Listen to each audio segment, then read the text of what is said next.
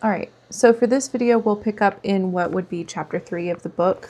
This is a little bit more intensive than the last chapter that we went through, which was basically just learning where things are in Guitar Pro and getting set up to start a document. So today we're actually building what I call the skeleton of the document. We'll start with a brand new tab. So from the home page, we go to New File or Command N. You just click that. It'll bring your Add Track menu up. So stringed, acoustic guitar, steel, press create, and then we've got our basic track. The song details that you need to include at this point: your song title, your artist, the arranger, if applicable, any relevant subtitle information, like if it's from a viral YouTube video and you need to disclose that kind of stuff, just so people know where the audio reference is from, which album was the song released on, if it's like an official album track, so people know which is the right reference audio for that, and who's the transcriber, and then also provide the copyright information. I'll just go ahead and fill that out really quickly. And some of this is going to look a little bit crazy. Don't worry about it. We'll fix it in a second. Okay, so as you can see, I'm over here at the inspector column under the song tab, and we'll just go ahead and put some like filler title stuff. So title, artist,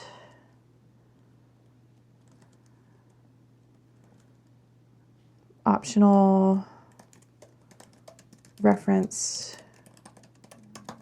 audio info, from the album, album name. I use this to notate picking style. So the ways that I notate picking style are usually hybrid picked, played with fingers, played with thumb pick, or flat picked. That's how I word it. That's how I word it across pretty much all documents so that there's continuity on large projects. And I've done projects for 87, 90 tabs that all kind of need to match. So this is where I get into like systematizing. This is, I do this here, I do this here. That's why I do that. So if I'm too methodical sometimes, that's why. Take it or leave it, it's not an attack on anyone. So anyways, I'm kind of particular about that. So let's say hybrid picked for this instance. And, sometimes the artist will change the picking style mid-song. When they do that, so for instance, if you notice, sometimes Mayer will play with a pick and then tuck the pick like back there, and then he'll do like that kind of almost Brent Mason-y kind of stuff. That might be a case where you would do that. Tommy Emmanuel, Amazing Grace, that particular arrangement, he plays with the pick at certain points, and then at some point he puts the pick in his mouth and then like plays with his fingers. And then I haven't touched that tab in a while, so I can't quite remember, but he plays with the pick for a bit. I think he's like hybrid picking for a second, and then he like puts the pick in his mouth and plays with his fingers, and then gets the pick again and kind of goes from flat picking to hybrid picking kind of stuff. So for something like that, I would notate in the words box, I would notate like hybrid picked, maybe like flat picked. If someone kind of changes their picking style mid-song for any reason, I'll usually include that in this box as well. And then I will also include it in the text box over the measure where that change happens. And then say like from measures this to this, played with this style. I put the picking information in the words box so that it will pop up on the left side just above the score information. And I know it looks crazy because I typed hybrid picked, but then if you look over here, it says words by hybrid picked, which makes absolutely no sense, and we'll fix that in a moment. Words by this person, music by this person, copyright information. The basic format is copyright, year, publisher. So to do a copyright symbol without having to pull up some little Google menu and search how to grab a copyright symbol, open parentheses, C, close parentheses. That is all you have to do. And if you go down here and look at the bottom of the page, look at that. See, that's just a normal C. But if you take that, so open parentheses, C, close parentheses, look at that.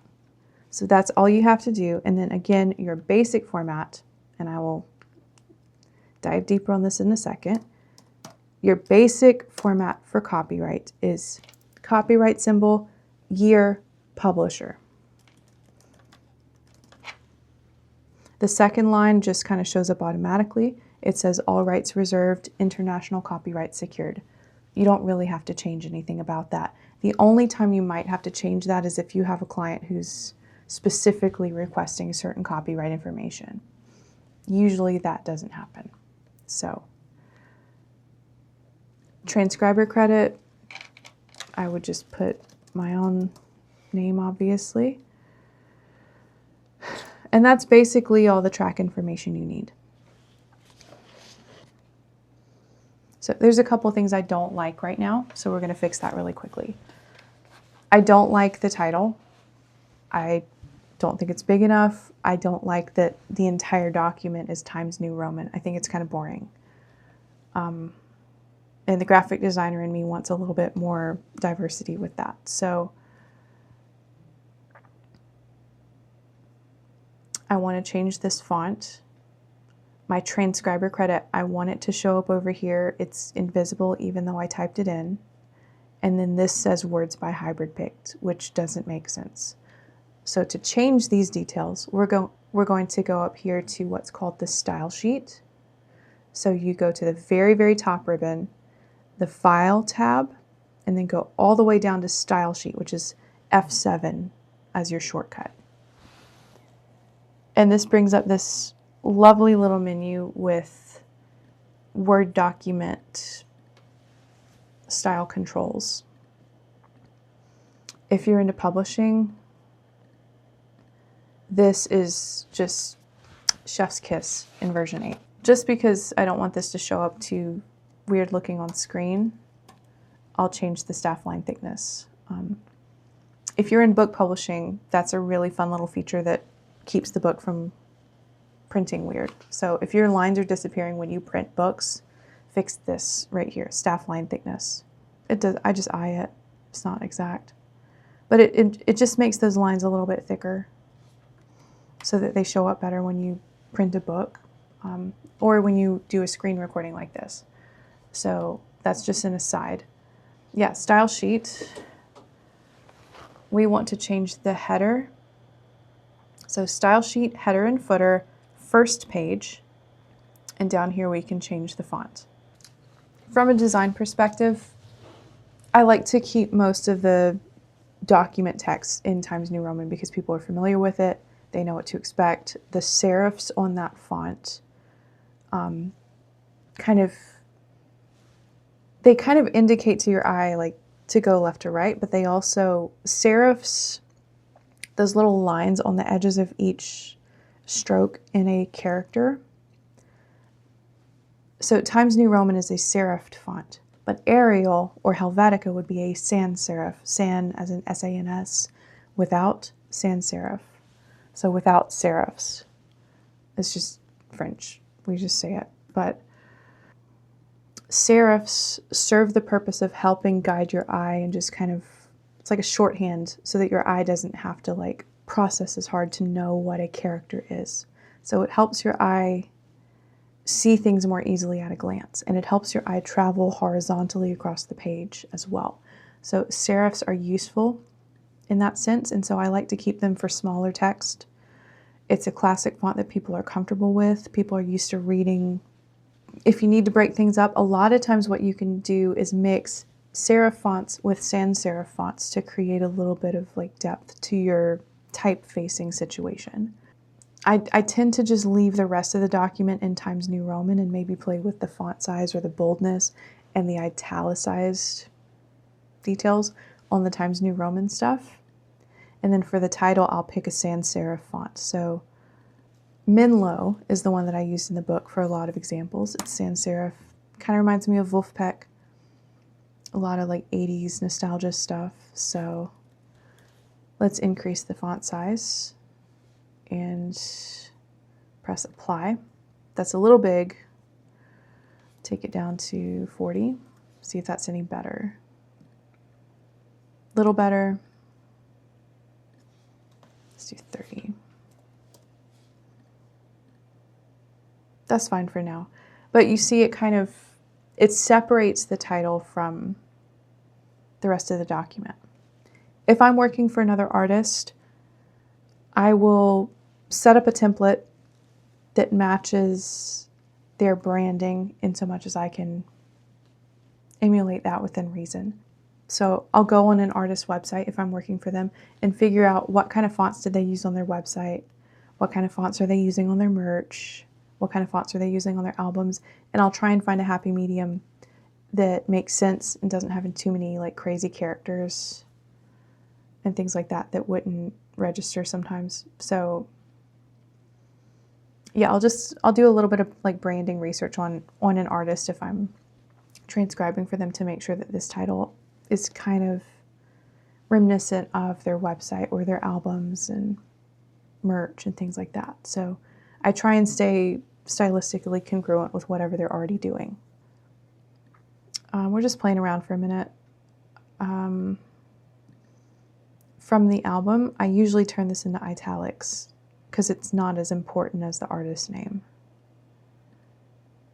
Yeah, so that would be an example. Okay, titles taken care of. We've talked about font choices.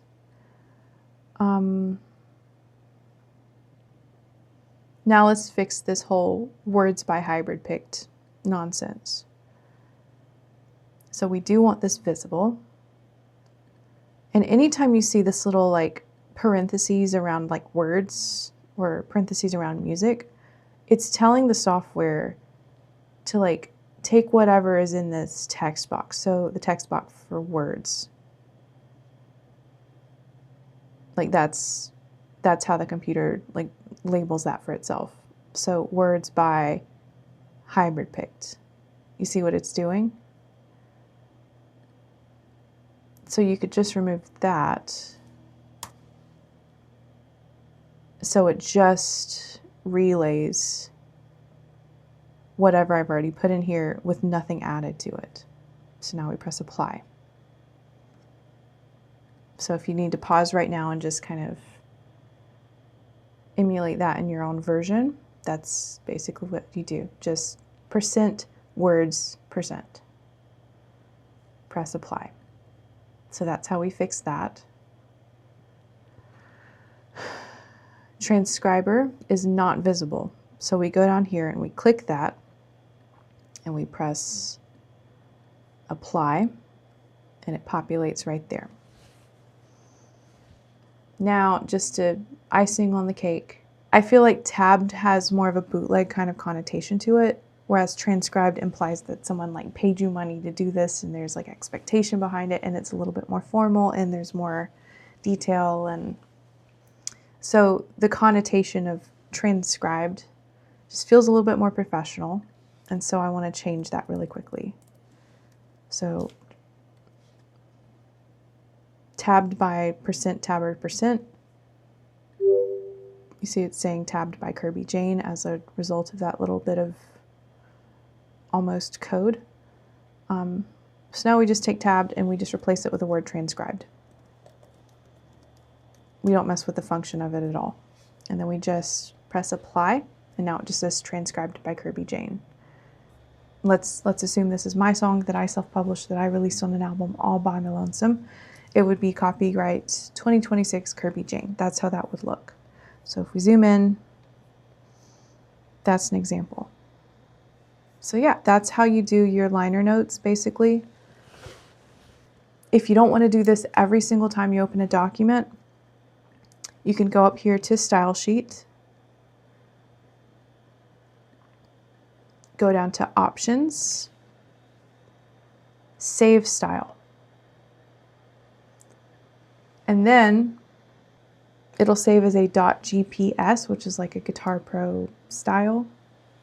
It's not the same as a Guitar Pro document itself, which is a .gp, just to clarify. You can save your styles in there, and then you can preserve the continuity if you're working with the same artist over time. or if you just don't want to have to redo this thing every single time you open a document. So yeah, I could just name it something, save it, and then it's there if I wanted to like load up a style later. So there's that GP8 video style that I made the other day. We'll just load that. It's not too different from this one. Virtually the same thing. That's how you include your song information.